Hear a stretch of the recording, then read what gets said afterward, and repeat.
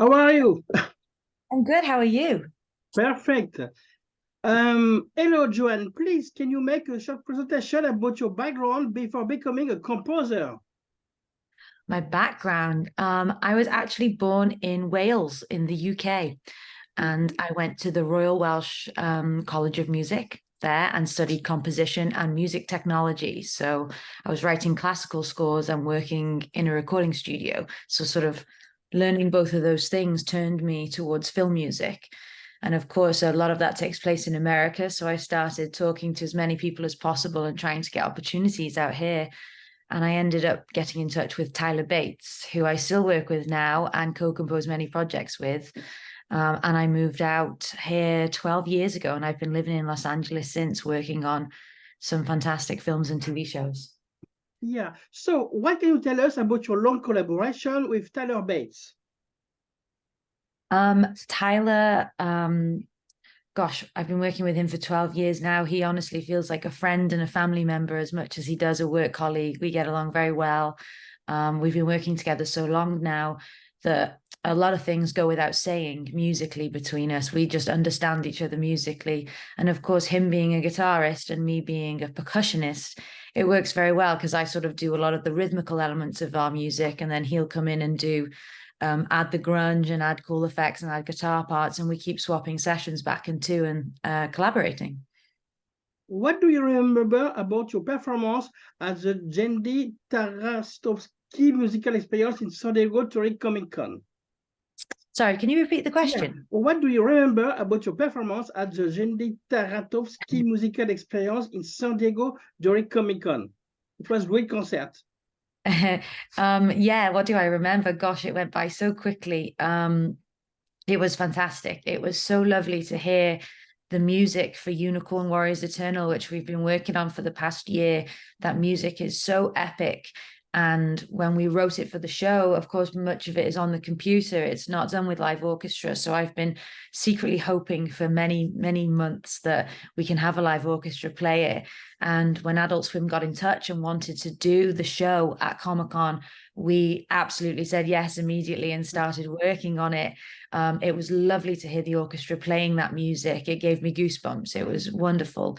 And then, of course, Tyler and I got on stage and performed a few pieces from Primal and Samurai Jack at the end.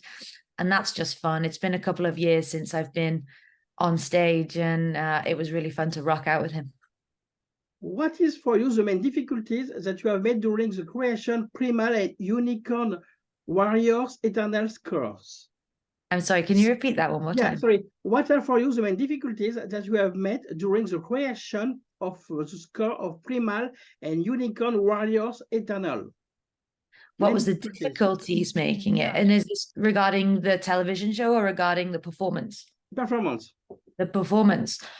The biggest difficulties, of course, there's always tech difficulties. We were running the entire performance from my laptop here and, running HDMIs and things to making sure that massive screen, it looked Yes. very good and clear was a big thing. The other thing is I'm very fortunate that we have very good orchestral players because we showed up at 10 a.m. that morning and no one had ever met before and the players had never seen that music before. So we handed them the score, and it's a very difficult score. It wasn't really written to be performed, it was written to hit the cuts in the show. So there's some very odd time signatures and bars. So they did an amazing job. We had 2 hours of rehearsal in the morning, and then we came back and did the show at night. So I guess the biggest difficulty was rehearsing as quickly as possible to make it sound as great as possible. Where have you recorded the Primal and Unicorn Warrior Eternal score, and how do you share your work on this with Taylor Bates? How do I share working with him? Yeah. Um, yeah, again, because I do drums and percussion, Mhm. and because he is guitar and guitar viol and bass guitar, that Mhm. tends to be how we divide things up when we meet with Genndy Tartakovsky and we watch the show and understand where it needs music. Um, Anything particularly melodic, he might start with the guitar, and then I'll start a lot of the action tribal things, and then I'll receive his session and he'll receive my session, and then he does melodies on mine and I do percussion on his, and then I'll sort of produce the score out and add any orchestral elements and synthetic elements at the end. What is for you a great collaboration between a director and a composer? What is the best collaboration? Yes. Honestly, of course I would say this, but Genndy is one of the best directors we've ever worked with. Of course, I've worked on a lot of movies and TV shows at this point, and one thing that is in the business now, which a lot of movies and television shows do, is when we receive the show, there's temporary music in there, and we listen and say, okay, do you like this? And do you want something similar? Do you want something different? You know, when we receive Genndy shows, it's silent. There's no music in the whole show. And it's very inspiring because he trusts us and doesn't want to give us any ideas or sway our minds before we start. So yeah, it's nice to have a completely blank slate and come up with completely original music instead of, because sometimes when there's temporary music, they cut to the beats. So then we have to match those beats, for example, from the temporary music. So when that's not there, we just get to be completely creative. And we only get that with Genndy. What is for you the main duty of a good composer? The main duty. Yeah. You know, it's interesting. I think, funnily enough, film music and television music is the only music that's written to not actually be listened to. I think our job is to, I think if you notice the music in a scene, in a television show or film, then the composer's not actually doing the most amazing job. I think our job is to make you feel scared or make you sad or make you in love or emotional, and we get to heighten all of those emotions.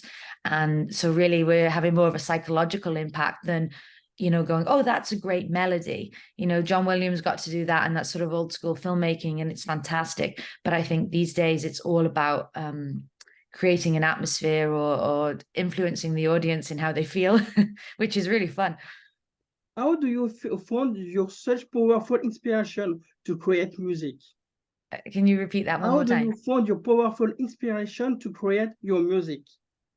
How do I to be honest, because I'm from a classical music background, I still listen to a lot of classical music. I love Bartok and Stravinsky and Stockhausen and lots of, as weird as possible. So I still listen to a lot of that because there's so many amazing harmonies and rhythmical things in classical music that can work very well in film. But also the other thing is creating, I love getting on synthesizers and creating very weird sounds. And I sort of, usually before we start a project, we'll do some experimenting for a couple of days and just create, you know, we could record chains or spoons, or for The Punisher, when we were working on that Marvel TV show, I went to Home Depot and bought buckets and boxes, and all of the percussion in that show was all stuff from Home Depot, and chains and pipes. And so I think that's always inspiring, and it makes it really fun instead of just grabbing the traditional instruments too. As a big fan of John Wick, can you tell us about your work on the fourth film in this Horizon saga? Yeah, absolutely. Thankfully, I've been here since the beginning with John Wick, and I was even in the very first meeting with Joel and Tyler and Chad and Dave when they came in, and I met Keanu the very first time he came in, and he was very nice, very cool. In fact, one of the coolest celebrities I've ever met, honestly. In fact, I think, can you see, I have a poster behind me of John Wick 2, and he's actually signed it for me. Wow. That's up. Amazon. But yeah, Joel Richard is an amazing composer who works with Tyler on John Wick. And of course, his writing always impresses me, and I love working with him.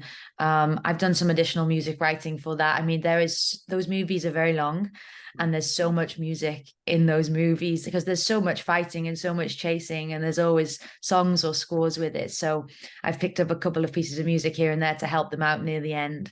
But those movies, they tend to cut them.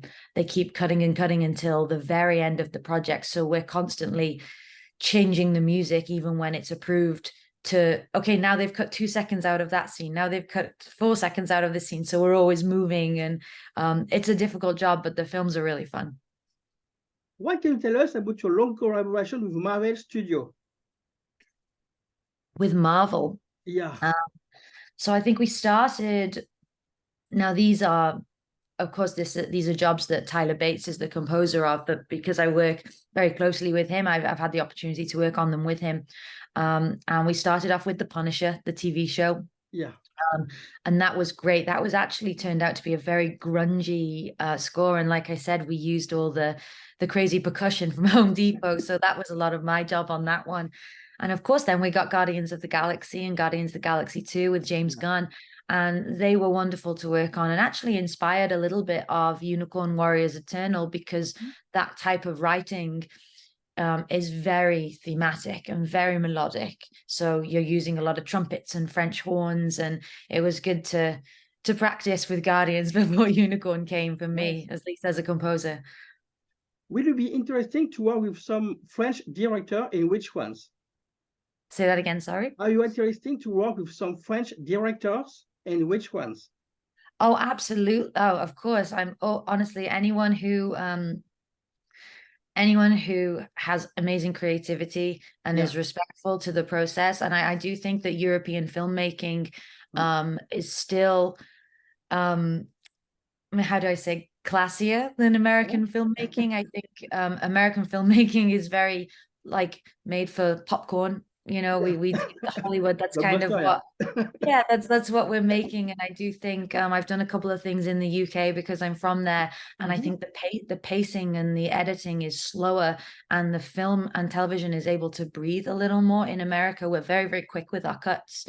And honestly, the slower the cut, the more options musically we have to fill those gaps with themes and music. So of course, I would adore working with European filmmakers. Can you talk a little about your recent project? My most recent project, yeah, actually, I am composing a movie right now with Genndy Tartakovsky again. It's called Fixed. It's an animated movie. It's R-rated, and it's about a dog. And his last week or two before he gets fixed. Does that make sense?